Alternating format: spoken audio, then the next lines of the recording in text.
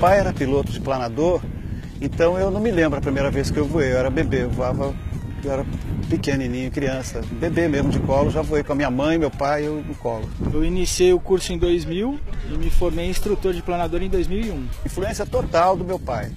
O Julinho famoso do planador é meu pai, eu sou o filho do cara. É um sonho de criança já para ser piloto. Tive alguns problemas no meio do caminho, mas queria me manter nessa profissão mesmo, que era realmente um sonho de criança.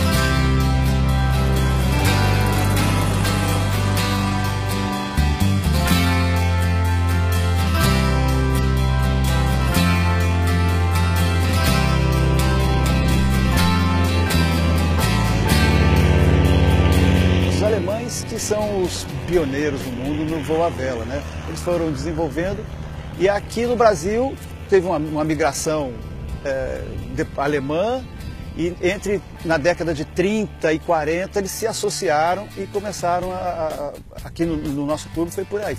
E mesmo no Rio Grande do Sul, né? Tem uma tradição também de planador, foi iniciada pelos alemães. E os brasileiros rapidamente se enturmaram com ele.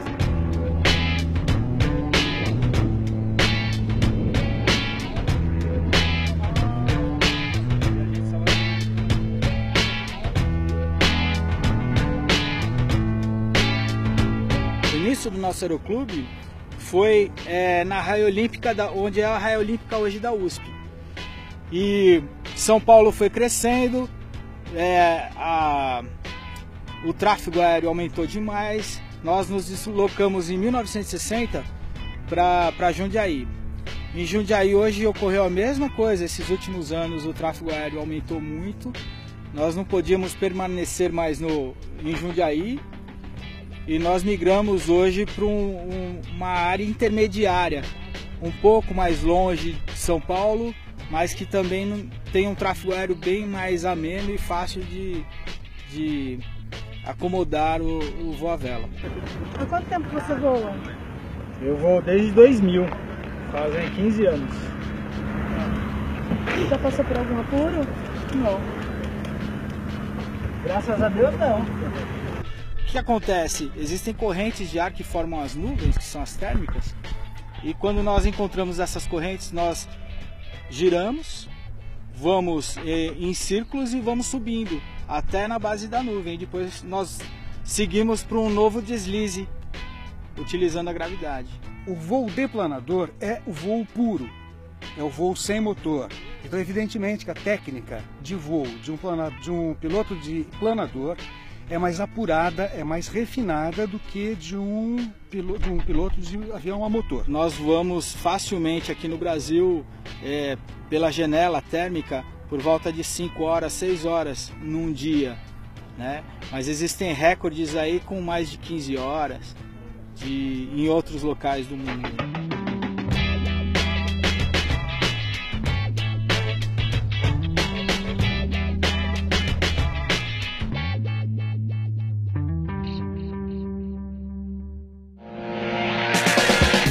É o paraquedas? É. Você já usou ele alguma vez? Nenhuma.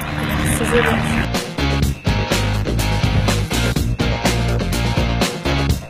vai empurrar eles para baixo para ele apertar um pouco mais. Pode puxar mais.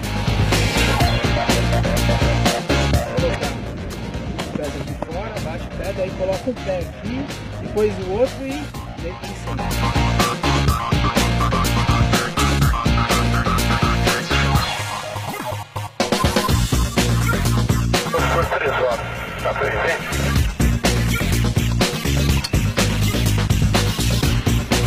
Você vai voar depois, Fê? Bora. Eu acho que eu vou ter que dar hélice. E você, Wilson? Se aguentar meu peso. Tá aí?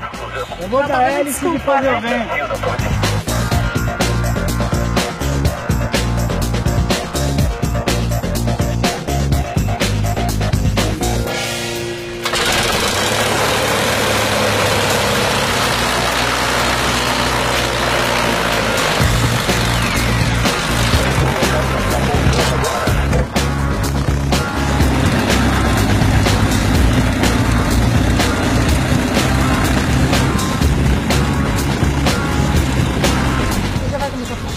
Daqui a pouco, peraí.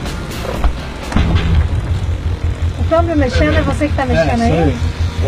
Vamos lá? Bora.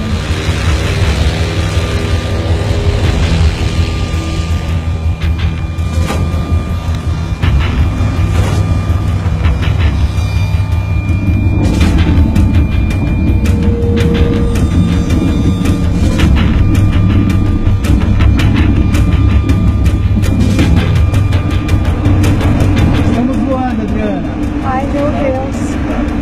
Se minha mãe descobre que eu faço isso, ela pede pra abandonar a carreira de jornalista. Ai,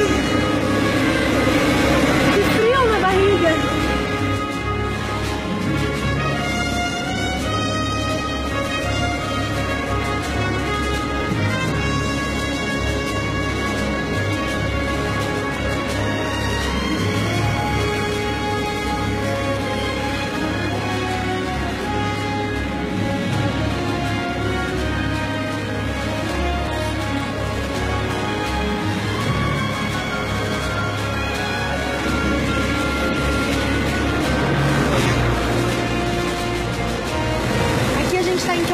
Que altura, mais ou menos? Aqui a gente está com 300 metros. No seu lado direito, aí na frente, você vai ver um aparelho mostrando o número 3. Aqui. Isso. Esse é o altímetro.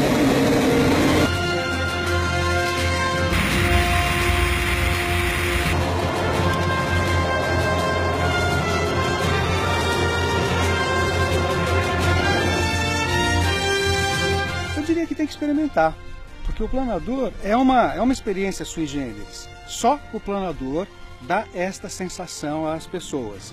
Nenhum outro meio de transporte, paraglider, asa delta ou qualquer outra coisa não dão à pessoa a sensação de estar numa aeronave pesada que sobe com uma bolha de ar pelo céu afora. Isso é uma sensação única, só o planador dá isso. É sensacional, inclusive eu tento trazer todos os amigos que eu consigo para fazer os voos aqui, porque é uma experiência única. E aí, tá gostando? Tô, mas eu tô com muito medo aí.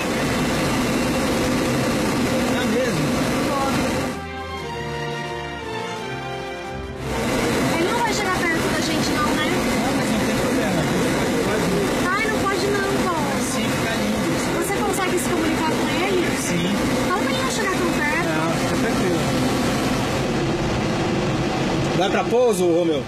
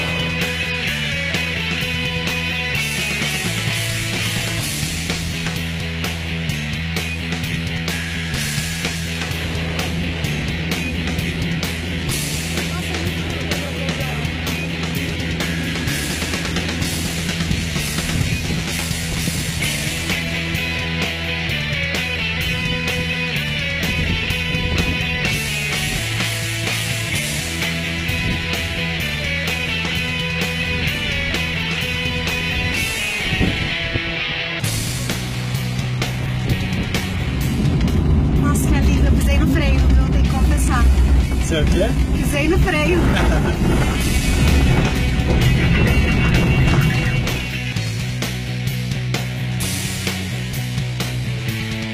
E aí, foi tranquilo? Você não iria jamais. Eu tô com o estômago na boca. Ah, então não. Eu gosto muito do meu estômago. Não, mas é tranquilo. Eu achei que o pouso era mais difícil, assim. É? Fosse sofrer mais, mas é muito tranquilo. E na hora que faz as curvas? Pra mim é tranquilo. Tinha um outro voando junto, não tinha? Dá um pouco de enjoo. Dá? Belas imagens, eu acho. Ele não vai chegar perto da gente não, né? Ai, não pode não, pô. Sim, fica lindo. Você consegue se comunicar com ele? Sim. Não pra ele não chegar tão perto. Não, fica tranquilo.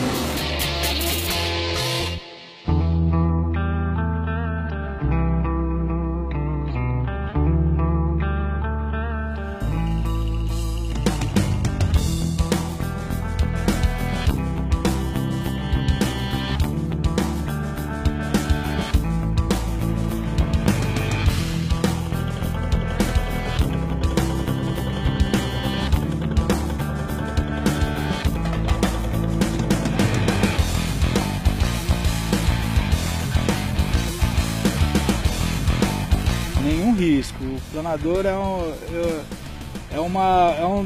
uma das atividades da aviação com menor índice de acidentes no mundo. Não puxa esse aqui agora.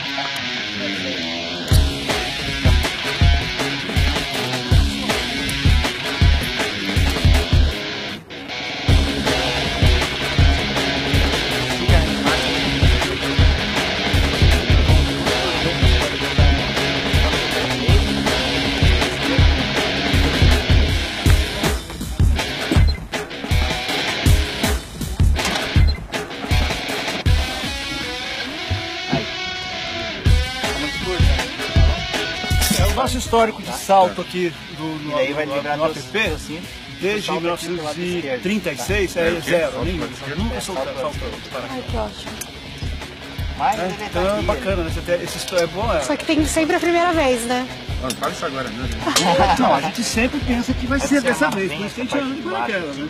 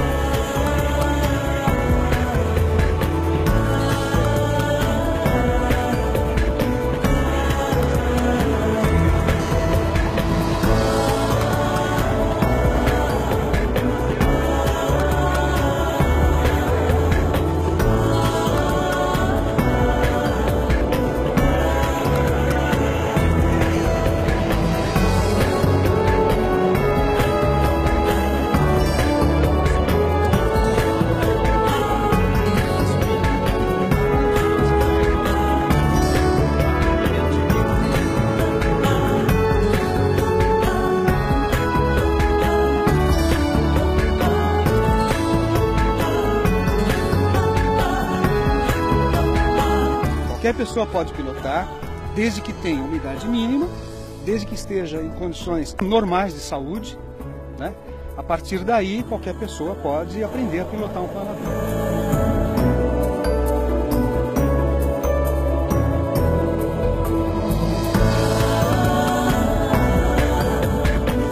Faz exame médico de tempo em tempo, exame médico pesado, rígido, né?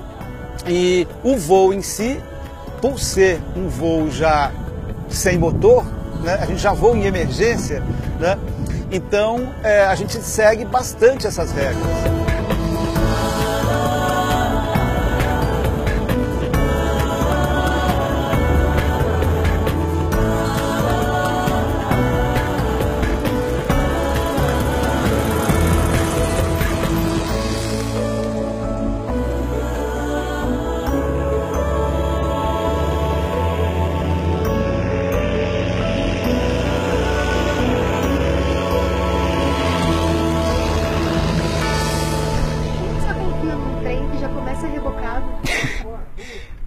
A instrução aqui ela já é de pane, né? Então a gente já tem uma instrução já bem detalhada já para não ter risco mesmo. É um diferencial.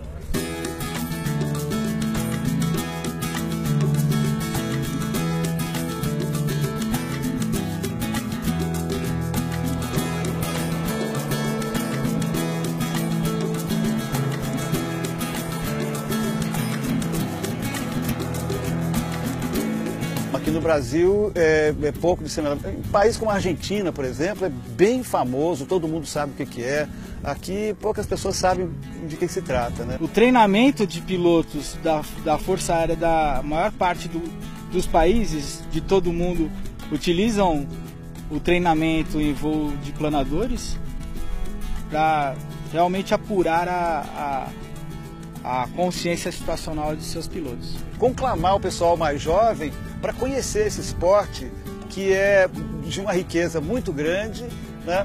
E visitar a gente aqui em São Pedro, fazer um voo com a gente e fazer um curso com a gente e aumentar o plantel aí de pilotos de planador para a gente ganhar mais campeonato mundial, trazer os títulos para o Brasil.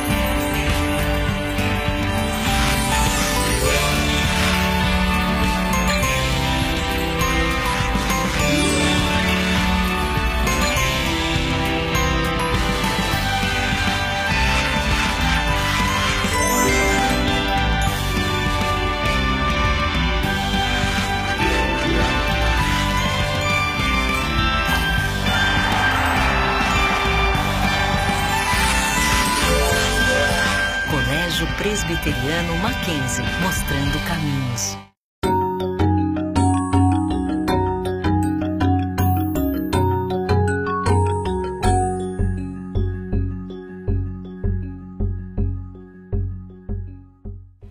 Eles vivem nas cidades, voam e adoram sujar nossos carros. Mas não é só isso. Os pombos têm algumas características bastante curiosas.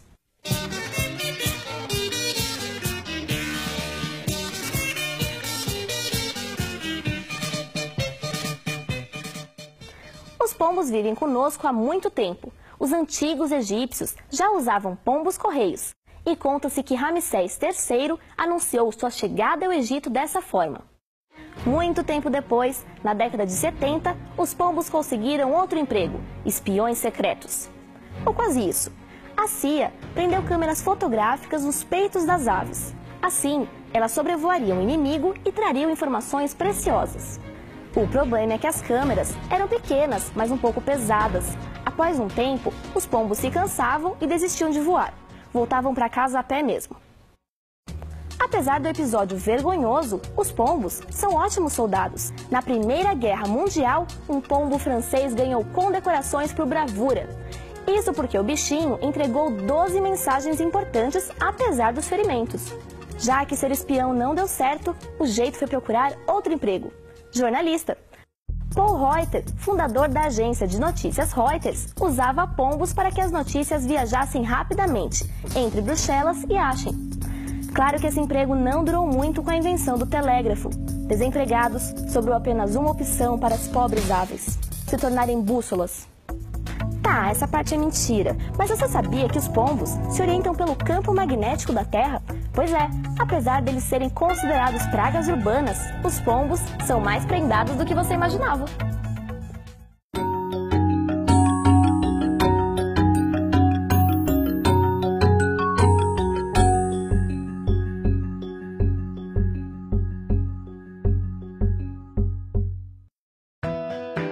Estudar é uma forma de ampliar horizontes.